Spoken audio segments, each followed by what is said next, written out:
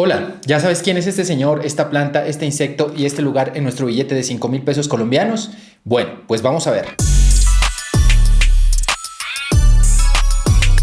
Soy Cristian Arcos y esto es Historias de Dinero. Vamos a conocer los personajes y objetos que aparecen en nuestros billetes porque su historia es fascinante. Este es nuestro billete de 5.000 pesos colombianos. Su personaje principal es el poeta José Asunción Silva. Veámoslo con nuestra app Historias de Dinero.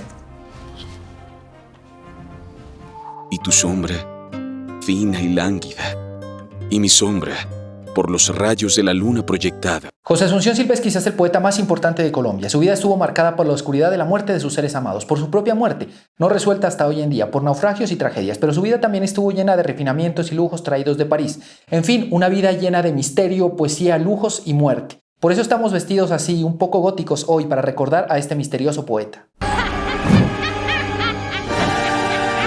El billete de 5.000, además de este grandioso poeta, nos muestra la planta puya o quiche de agua que crece en los páramos, además del abejorro y en su reverso un hermoso páramo con frailejones y el cóndor de los Andes. Comencemos por el personaje principal, José Asunción Silva. Este poeta y su obra nos resulta aún más misterioso y fascinante por el final de su vida, un supuesto suicidio. Así es, como muchas celebridades se dice que su existencia terminó de esta manera a la edad de 30 años.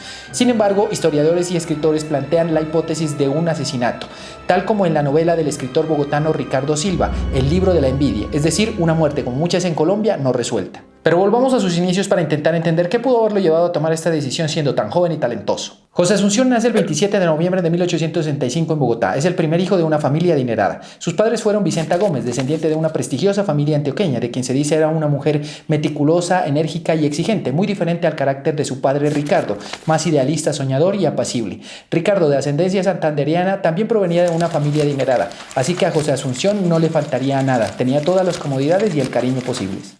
Su niñez transcurrió entre libros y veladas literarias de los escritores del Grupo El Mosaico, que se realizaban frecuentemente en su casa, del cual era integrante su padre Ricardo.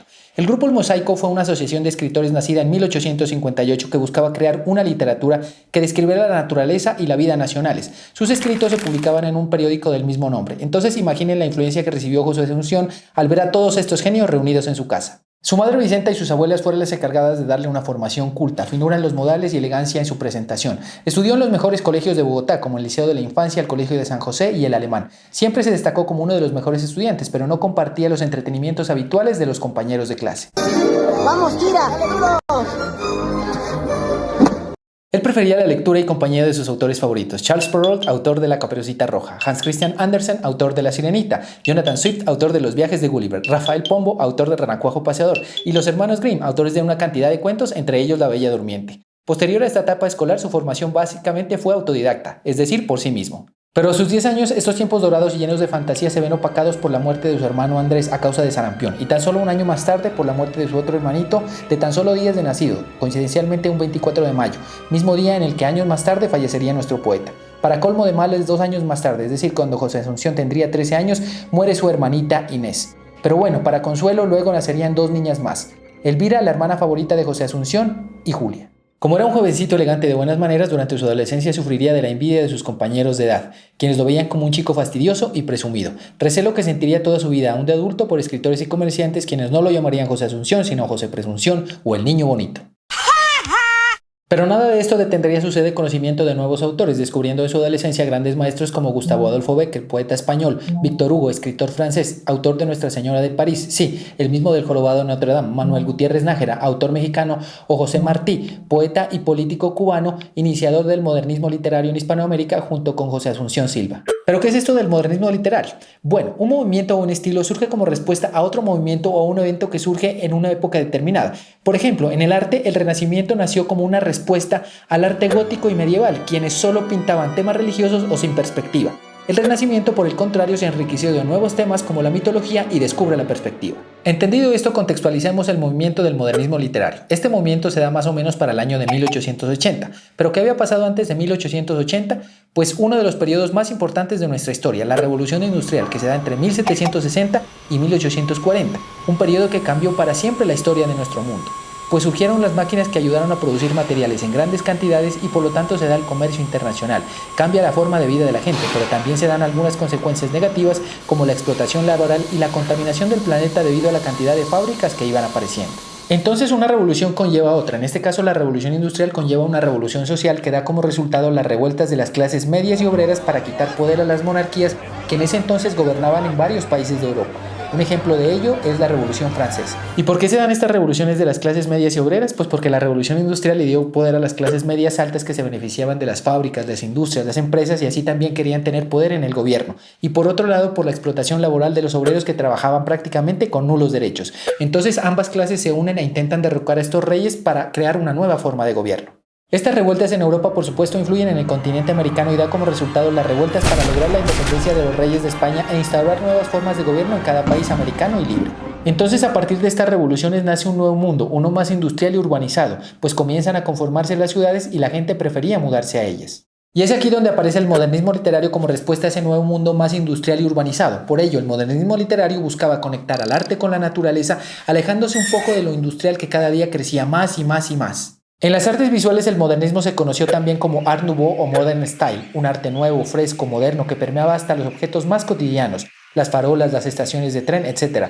Todo debía tener un sentido estético y estaba inspirado en la naturaleza. La línea recta no interesaba, se prefiere la sensualidad de las curvas, las formas orgánicas y la simetría. Es una analogía a la libertad frente a la industrialización. Con un estilo que ya se acerca a este modernismo, José Asunción Silva escribe sus primeros versos durante su adolescencia. Uno de ellos es Crisálida, leámoslo. Cuando enferma la niña todavía salió cierta mañana y recorrió, con inseguro paso, la vecina montaña, trajo entre un ramo de silvestres flores oculta una crisálida, que en su aposento colocó muy cerca de la camita blanca. Unos días después, en el momento en que ella expiraba y todos la veían con los ojos nublados por las lágrimas, en el instante en que murió, sentimos leve rumor de las alas y vimos escapar, tender el vuelo por la antigua ventana que da sobre el jardín, una pequeña mariposa dorada. La prisión ya vacía del insecto busqué con vista rápida, al verla vi de la difunta niña la frente mustia y pálida, y pensé, si al dejar su cárcel triste la mariposa alada la luz encuentra y el espacio inmenso, y las campestres auras al dejar la prisión que las encierra,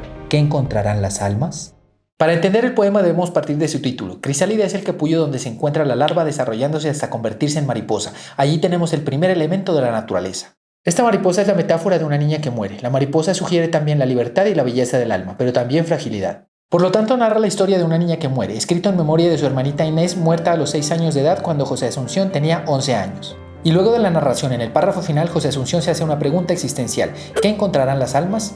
Un poema inspirado en un suceso funesto, pero bellísimo, ¿no creen? Pero bien, continuemos con su vida. Don Ricardo Silva, padre de José Asunción, decide asociar a su hijo a su almacén comercial. Este era un almacén donde se vendía una serie de cosas refinadas como paños finos, calzados para señora, mercancías francesas para regalo y hasta pianos. Don Ricardo estaba enfermo, así que ve en José Asunción quizás un sucesor para su almacén. Entonces, con 19 años, envía a nuestro poeta a París para establecer contactos comerciales. Su estadía en París será definitiva para su formación como poeta y como hombre. José Asunción estaba encantado con París, donde descubre y lee a grandes poetas como Baudelaire, Anatole France, Émile Zola, Stéphane Mallarmé, Paul Verlaine, Arthur Schopenhauer, entre otros. Además adquiere modales y costumbres de dandy, asiste con frecuencia a los mejores restaurantes, salones, galerías, museos y salas de concierto, entregándose por completo al disfrute del lujo, con el que se identificaba plenamente. Un dandy es una persona muy refinada en su vestir, con grandes conocimientos de moda. Irónicamente, para el modernismo de Silva, que decíamos pretendía alejarse de la revolución industrial, el dandismo se da precisamente gracias a esta revolución industrial, ya que hay una oferta de productos masculinos que hacen nacer a estos personajes a finales del siglo XIX, y Silva adoraba ser uno de ellos. También viaja a Londres y a Suiza, y cuando regresa a Colombia en 1885 presume de su experiencia parisina viviendo como un europeo en la ciudad provinciana de Bogotá, siendo blanco de la mofa de sus coterráneos y hasta de los propios escritores, porque además de vivir como un dandy en nuestro país, pretendía cambiar la poesía colombiana. Por eso no lo llamaban José Asunción, sino José Presunción. Entre 1884 y 1885 se da una guerra civil en Colombia. Esto afecta a la economía nacional y por supuesto la economía del almacén de su padre Ricardo. Cuando José Asunción tiene 21 años, su padre muere y él queda a cargo del almacén que después de la guerra entra en inminente quiebra. José Asunción, que no conocía una vida de pobreza ni vulgaridad, recurre a una serie de préstamos para comprar más mercancía europea, pero esta resulta infructuoso, pues el almacén jamás volvió a recuperarse. Para continuar con las desgracias de nuestro poeta, en 1891 fallece su hermana favorita, Elvira, quien era su amiga y confidente, de una supuesta pulmonía. Esta fue la pérdida que más duro le dio a José Asunción, además de que se echó la culpa porque días antes habían salido a pasear al campo a mirar las estrellas. Así que esta muerte lo marcó para siempre, pero también fue la semilla para que escribiera sus mejores poemas, entre ellos Una noche o nocturno, en honor a su hermanita fallecida. Leamos un fragmento. Una noche toda llena de perfumes, de murmullos y de músicas de alas. Una noche en que ardían en la sombra nupcial y húmeda las luciérnagas fantásticas. A mi lado, lentamente, contra mí ceñida, toda, muda y pálida, como si un presentimiento de amarguras infinitas, hasta el fondo más secreto de tus fibras te agitara, por la senda que atraviesa la llanura florecida caminabas. Y la luna llena, por los cielos azulosos, infinitos y profundos, esparcía su luz blanca.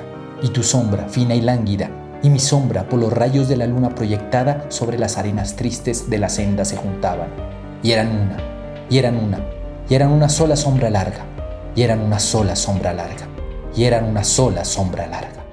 Este es un fragmento de su poema más conocido y una joya de la poesía colombiana. El poema crea un ambiente sensorial y alude a todos los sentidos. Una noche llena de perfumes, de murmullos y de músicas de alas. Más adelante dice, el chillido de las ranas, el ladrido de los perros, todo es tan sonoro, pero también está la luna y su luz particular de sombras. Es muy, muy bello. José Asunción, a pesar de sus deudas, no escatimó en los gastos para las honras fúnebres de su hermana y se entregó a un profundo dolor. Todo este dolor y la forma de expresarlo en este poema hizo que se creara la leyenda de que entre él y Elvira existía un amor incestuoso. Parte de este amor se puede notar en el fragmento que hemos leído, en la metáfora de las sombras que unen a los dos hermanos, y era una sola sombra larga. Luego de este evento, José Asunción no volvería a ser igual. Mi vida queda apenas alumbrada por otras luces y no volverá a tener nunca la claridad triunfal del mediodía con que ella la iluminaba. Le escribió a un amigo suyo llamado Eduardo Villa en una de sus cartas.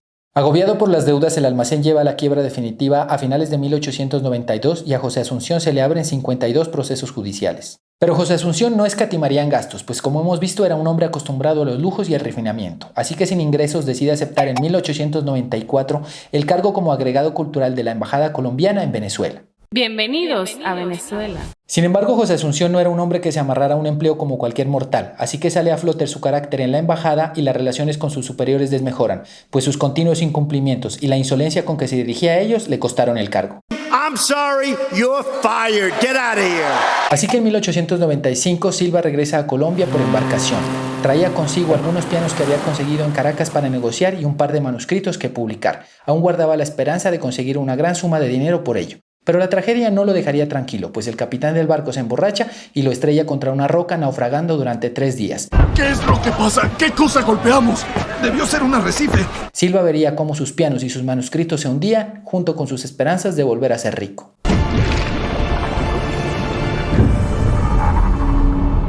Cuando rescataron al poeta, este tenía los labios marchitos, la mirada seca y la piel cuarteada por el sol y el mar. 2 meses más tarde regresaría a Bogotá, por supuesto, asediado por las deudas. Los últimos días de su vida los dedica a la reescritura de su obra perdida durante el naufragio, logrando así el libro de los versos y su novela de sobremesa. Sus amigos son escasos y los pocos bienes personales los entrega a los acreedores o los ofrece a cambio de un arriendo atrasado o de alguna emergencia. José Asunción parece aceptar su precoz decrepitud. Ha dejado escritos los más bellos poemas en la lengua castellana. Pero en su alma ya no alberga ninguna esperanza, ningún consuelo en su corazón. El 24 de mayo de 1896, José Asunción fue encontrado estirado en su cama y con un tiro en el corazón, un revólver al lado de su mano. Se dice que no se escuchó el disparo porque el poeta envolvió el revólver entre unas almohadas. Esto llevó a especular a varios escritores e historiadores de que no se trató de un suicidio, sino de un asesinato. Como dijimos al inicio, valdría la pena leer el libro del escritor bogotano Ricardo Silva, El libro de la envidia. A propósito, este escritor tiene el mismo nombre del padre de José Asunción. Los creyentes en el suicidio dicen que tenía suficientes razones para dispararse: la cantidad de deudas, el naufragio, la pérdida de sus escritos, la muerte de su padre, la muerte de sus hermanos y sobre todo la muerte de su amada hermana Elvira. Pero los creyentes en un crimen también podrían tener razón, pues ¿quién no ha muerto en Colombia por deber dinero? Es con plomo y con muertos que solucionan los problemas en este país. Eso sin contar con que José Asunción era envidiado por sus formas finas de comportarse y vestirse, quizás por su presunción de europeo o un aire petulante en una Bogotá aún provinciana, además de tildarlo de engreído por intentar cambiar la poesía colombiana. Moriría sin saber que luego se convertiría en el más grande poeta colombiano. Su cuerpo reposaría en un inicio en un lugar para los suicidas en el cementerio central, pero luego fue enterrado junto a su hermana para conmemorar su gran amor. Puedes ver sus tumbas en nuestro TikTok. También, si deseas aprender más sobre este poeta, existen excelentes biografías como El corazón del poeta de Enrique Santos Molano, La búsqueda de lo imposible de Héctor Orjuela o Una vida en clave de sombra de Ricardo Cano. José Asunción también fue homenajeado en la anterior edición del billete de 5.000 pesos, en cuyo reverso aparecía su hermana. En este se puede leer en el reverso un fragmento del poema Melancolía de José Asunción Silva. De todo lo velado, tenue, lejana y misteriosa surge vaga melancolía, que del ideal al cielo nos conduce. He mirado reflejos de ese cielo en la brillante lumbre con que ahuyenta las sombras la mirada de sus ojos azules. leve cadena de oro, que una alma a otra alma con sus hilos une oculta simpatía, que en lo profundo del ignoto bulle, y que en las realidades de la vida se pierde y se consume, cual se pierde una gota de rocío sobre las hierbas que el sepulcro cubren.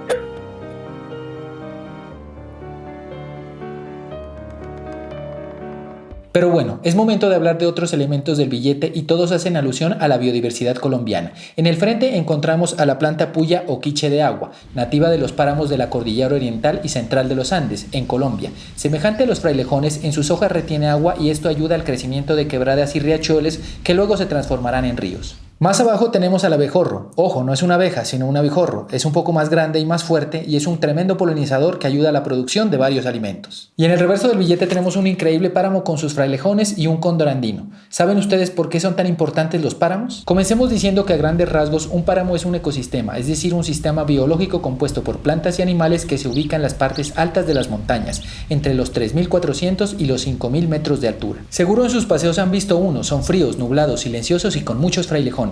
Las plantas como el quiche de agua, los frailejones o el musgo recogen agua de las lluvias y también de las nubes y la neblina que allí aparece. Entonces estos forman riachuelos que conforme van bajando crecen y se convierten en agua muy limpia. Por eso los páramos son tan importantes, porque en realidad son fábricas de agua. El 80% de nuestras ciudades colombianas se abastecen de los ríos que se forman en los páramos. Por eso todo comienza en lo alto de las montañas. También podemos decir que Colombia es dueña del 50% de los páramos del mundo, es decir, de la mitad. Así que somos riquísimos en fábricas de agua. ¿Lo sabías? De hecho, el páramo más grande del mundo está aquí en Colombia. Es el páramo de Sumapaz, a tan solo 30 kilómetros de nuestra capital, Bogotá. Como pueden ver, este billete de 5.000 pesos es maravilloso, nos muestra la riqueza cultural de un poeta increíble, pero también nos hace sentir orgullosos de la riqueza natural que tenemos en Colombia, así que a cuidar nuestros páramos. Espero que después de este video aprendamos a mirar la poesía de una manera diferente y a nuestros maravillosos ecosistemas andinos. No olviden mirar la app de Historias de Dinero que funciona con nuestros billetes y también el TikTok de Monodorado donde encontrarán más información.